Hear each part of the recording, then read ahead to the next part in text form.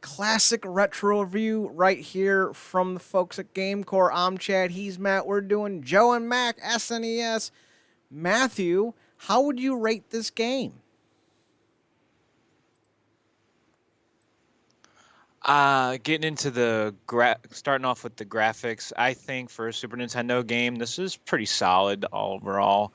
The only issue I really have is on the animation side. I feel like some of the animation's a little stiff, but I like the backgrounds, like the colors. I think everything is pretty bright and vibrant. I think I think I'm gonna stick the landing and probably go with a 4 in the graphics. All right. So I guess that would move us on now to gameplay then. Sound. Sound. I forget the categories in, like in order we do them. All right. Sound. Um, Silly is the best way I guess I can describe it. I love the little sound effects that each of the characters have when you hit them and stuff. It's silly and enjoyable. Music's pretty. It works for what it is. It's basically generic. Other than that, I would have to say it's overall average but not great. I'd have to say a 3. And now would be gameplay. That's where I would be correct here. And gameplay's fine. It's fun. It's a solid enough platformer. I think it goes along with the graphics, with the animation being just slight bit stiff, and some of the jumping is hard to do. But I do enjoy the power-ups and items and stuff like that they give you. The boss fights are pretty cool. I like the variety to them. So there's enough here to be entertaining. I just wish, like I said, some of the functionality of it was a little better. But it's not too bad. I think I'm gonna stick with a 3 on that as well. As far as fun factor is concerned, I did have a decent enough time with it.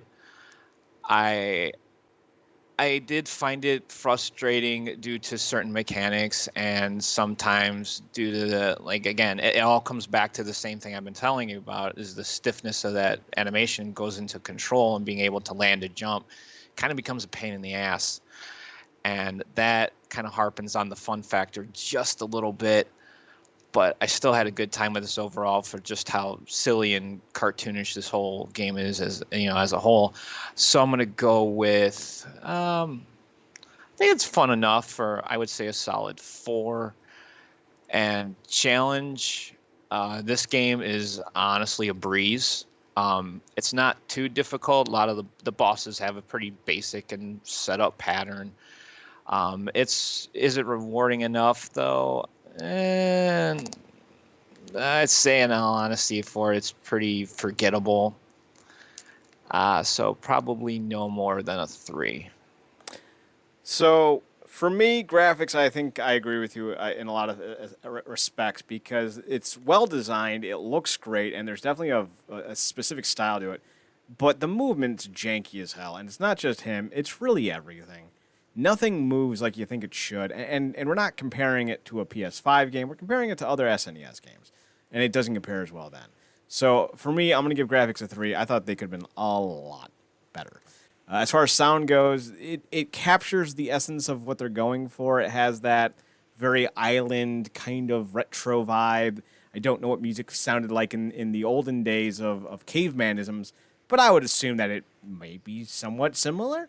So I'll give sound, a high mark. But as for the sound effects themselves, I'm not overly impressed. So I think I got to split the difference and just go with a 3 on the sound. Gameplay I found to be a bore. I'm not a platforming guy, so for a platform to actually make an impact on me, it has to, be a good one.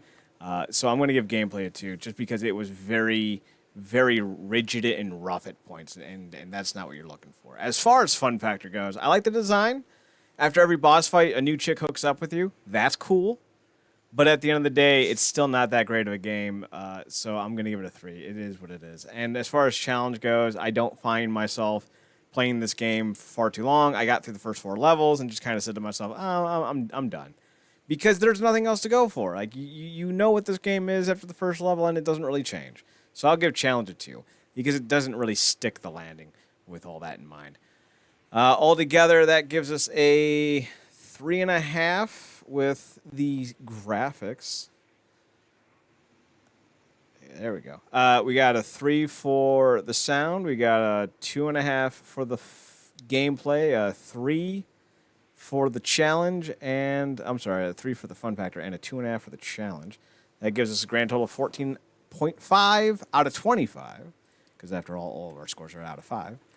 That gives us a grand total percentage of not good. That would be a 58%, so it's not recommendable. Joe and Mac does not make the grade. Thanks for tuning in, guys. We'll be back next Saturday for another edition of the GameCorp Retro Review. He's been Matt. I've been Chad. RealNerdCorp.com. Matt, say goodnight.